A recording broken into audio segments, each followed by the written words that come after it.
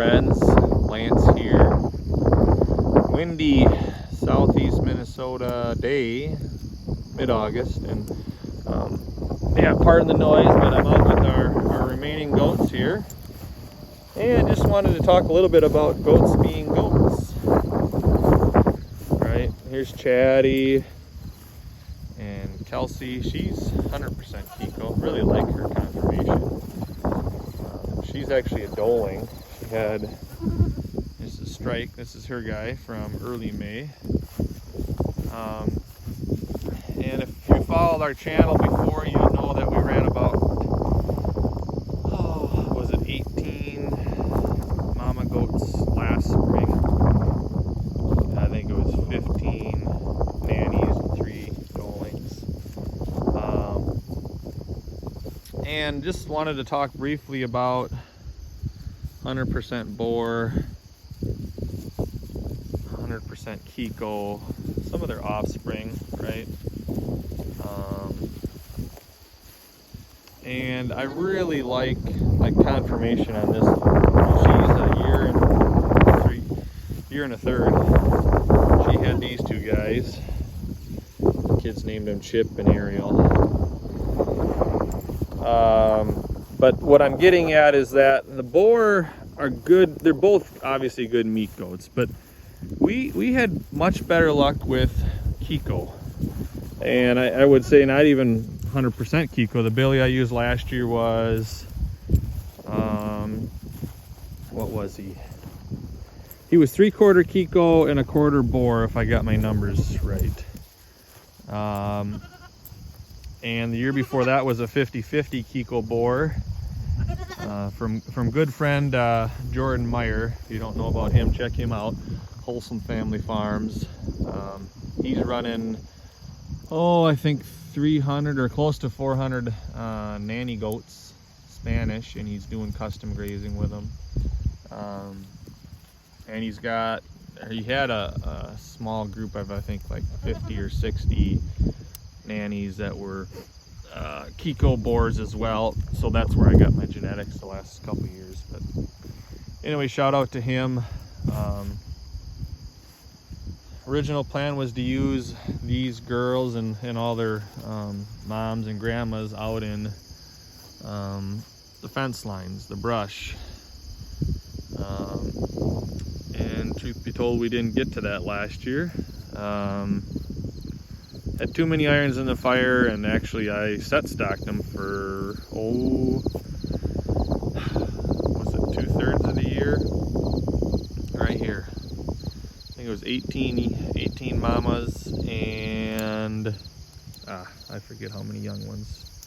We had about 100% crop, but a few of the doelings didn't even though they were exposed, they didn't take. So, and I lost a couple. But anyway, getting back to Boer versus Kiko, I don't know, just I like the more parasite resistance on, where are they?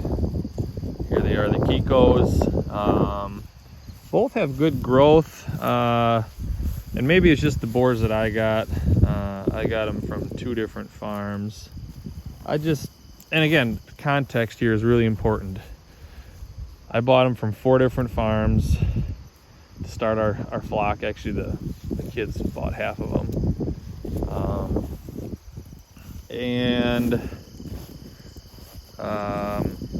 One farm was grain-fed Boers, and I should have steered 100% clear. Not that I disagree 100% with feeding some grain, but I learned some lessons there, and I would pass that along. Sorry, I'm just taking a quick walk here, checking on the no-till potatoes.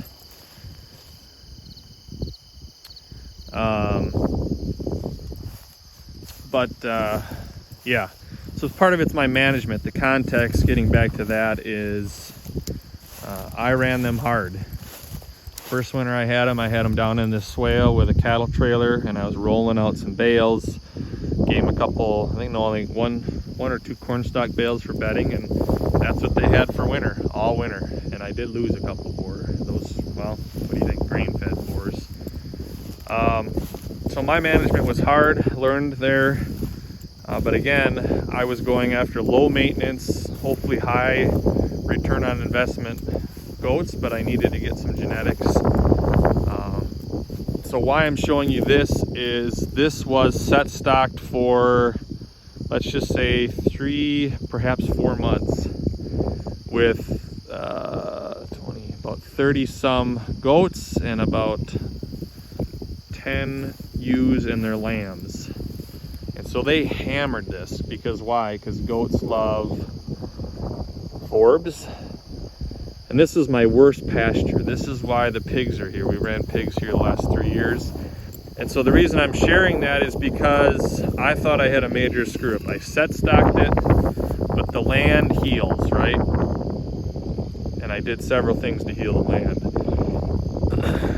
Maybe not in even the order I would have prescribed, but grazed it hard, and they attacked the legumes.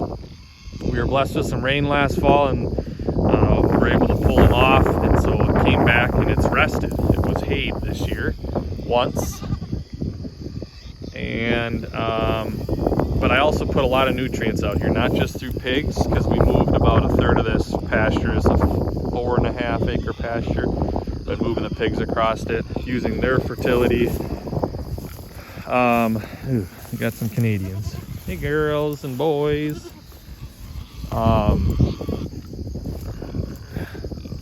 But I rolled out carbon, right? So I actually rolled out, I think this spring, 1, 2, 3, 4. Actually, I think I rolled out 4 different bales here this spring. And I probably fed the equivalent of 4 or 5 bales. It'll be 3 winters this coming fall. So, hey Berks! Hey little Berks! So, pastured pork. So again, you can see where they were last year. Look at all that. But if I walked you down another 150 yards, you would see where we were 2 years ago and 3 years ago, and you would about crap a brick. That land with a little bit of management, throw on some cover crop seed, a variety of rye and sunflowers, make it pretty, rest it. You drive across there. I actually took the kids out there and Chrissy, and you would have a hard time knowing there was pigs in there. Now I did do a little bit of back dragging with a skid loader, neighbor skid loader. But anyway, better sign off here. It's pretty windy. And we'll sign off here with the goats. So have a blessed day, everyone.